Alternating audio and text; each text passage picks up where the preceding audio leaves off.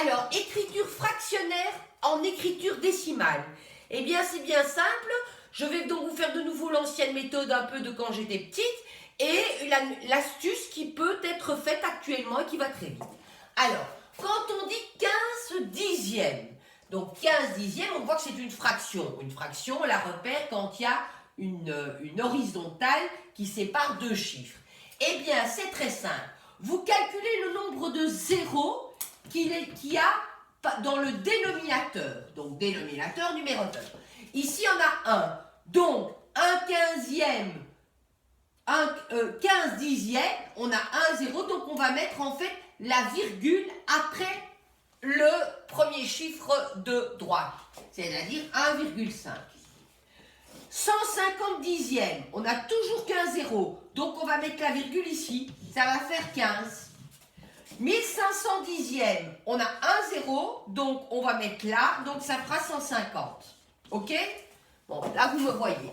Alors par contre, 4787 centièmes, d'accord? Donc là on va prendre le 100. On aurait pu très bien ici faire par exemple 1500 centièmes, d'accord? Eh bien là en fait il y a deux zéros. Donc en fait votre virgule elle va être aux deux zéros là, d'accord?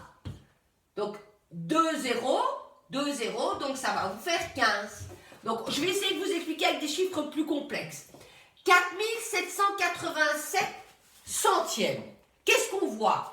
Il y a 2 zéros, donc on compte deux chiffres, et la votre virgule est là. Ça fait 47,87.